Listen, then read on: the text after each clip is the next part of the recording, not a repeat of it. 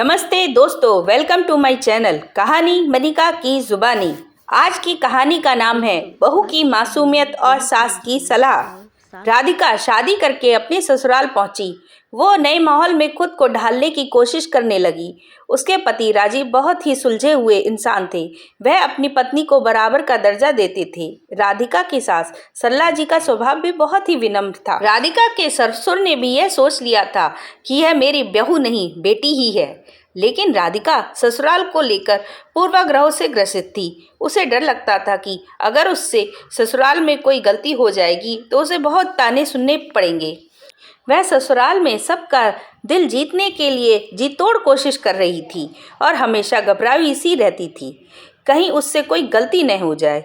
हर काम सोच समझकर करने के चक्कर में धीरे धीरे उसके चेहरे से हंसी गायब होती ही जा रही थी। सरला जी अपनी बहू की यह हालत देख रही थी और उन्हें बहुत बुरा भी लग रहा था, मगर उन्होंने सोचा कि वह अपने मायके को छोड़कर नए माहौल में आई है, इसलिए शायद उदास रहती है। एक दिन राधिका की सहेली का फोन आया। उस समय राधिका रसोई में ही थी। राधिका अपनी सहेली से बहुत ही हंसी खुशी बातें कर रही थी। तभी सरला जी भी रसोई में आई। उन्हें देखकर राधिका की हंसी एकदम ही रुक गई और उसने थोड़ी देर इधर उधर की बातें करने के बाद फोन रख दिया। सरला जी को समझ में आ गया कि राधिका उनके सामने बहुत ही संकुचित व्यवहार करने के चक्कर में हमेशा डरी सहमी सी रहती है। वो राधिका को अपने साथ हॉल में लेकर आई, उसे बड़े प्यार से अपने पास बिठाया और उसका हाथ अपने हाथों में लेकर बड़े ही प्यार से समझाने लगी। देखो बहू, मैं जानती हूँ कि एक नई बहू ससुराल में सबका दिल जीतने के लिए जी तोड़ कोशिश करती है और इस कोशिश में वह कहीं न कहीं खुद को खोने लगती है। मैं भी जब शुरू में ससुराल आई थी तो मेरी भी यही हालत थी और तुम्हें पता है, उसी वक्त से मैं अपने अंदर की मासूमियत खोने लगी। हर वक्त मुझे यह डर लगा रहता कहीं मुझसे कोई गलती न हो जाए।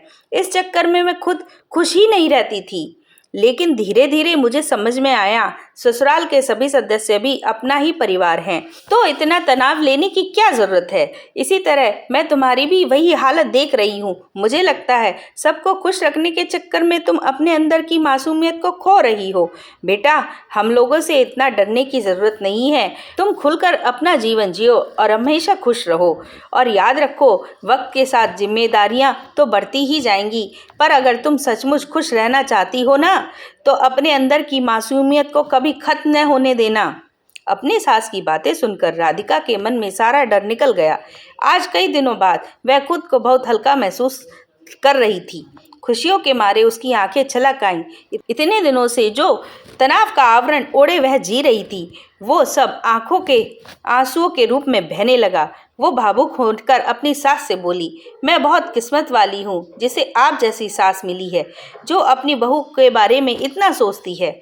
सरला जी मुस्कुराते हुए बोली, तो चलो आज मैं तुम्हें अपने हाथ से चाय बनाकर पिलाती हूँ।